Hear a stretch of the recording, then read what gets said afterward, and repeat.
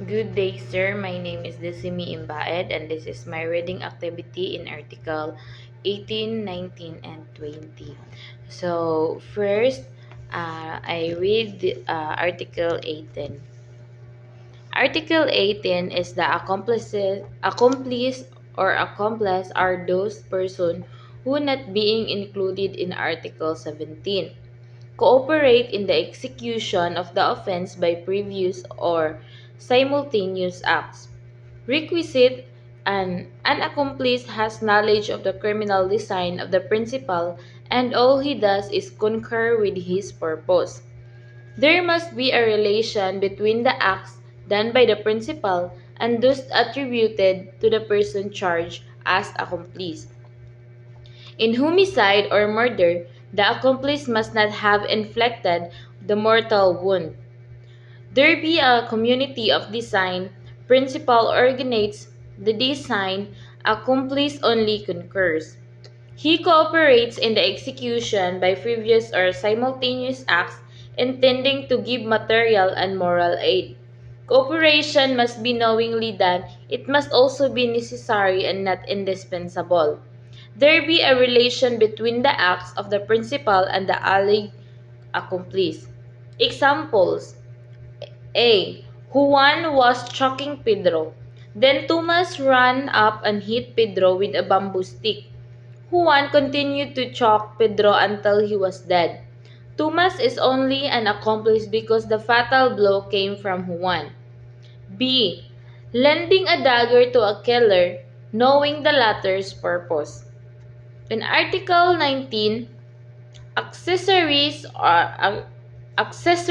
are those who, having knowledge of the commission of the crime and without having participated therein, either as principals or accomplices, take part subsequent to its commission in any of the following manners: by profiting themselves or assisting the offender to profit by the effects of the crime. Number two, by concealing or destroying the body of the crime or the effects or instruments thereof in order to prevent its discovery. Number three, by harboring, concealing, or assisting in the escape of the principals of the crime, provided the accessory acts with abuse of his public function or whenever the authors of the crime is guilty of treason, parricide, murder, or an attempt to take the life of the chief executive or is known to be habitually guilty of some other crime.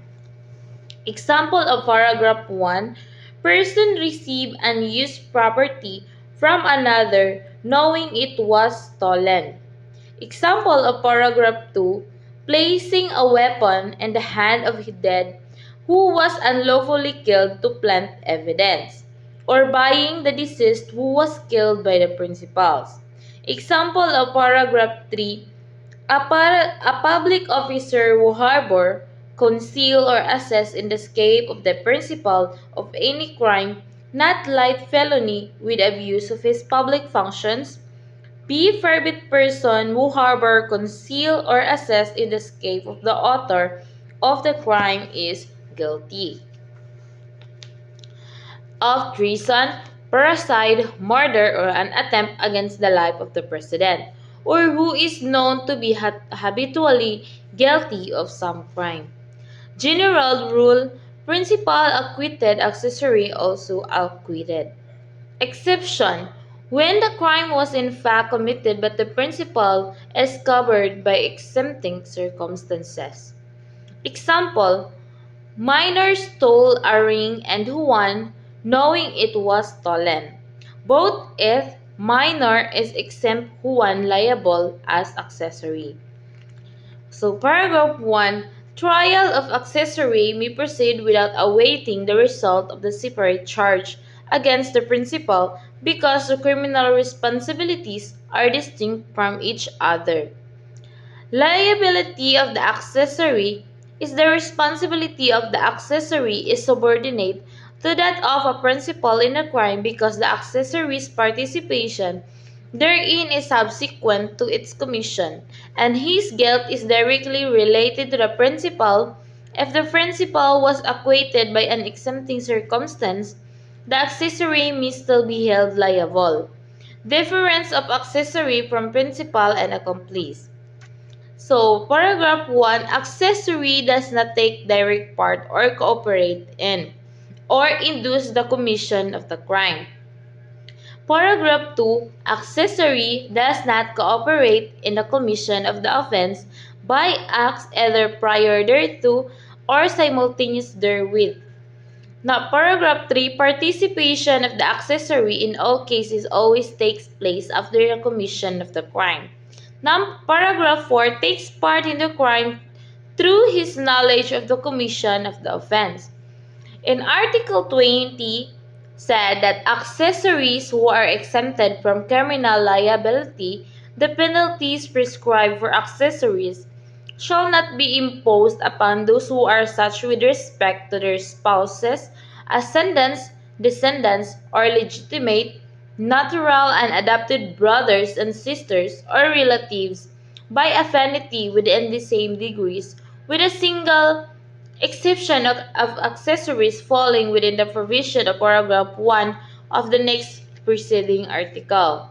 So, basis, ties of blood and the preservation of the cleanliness of one's name, which compels one to conceal crimes committed by relatives so near as those mentioned, nephew and niece not included.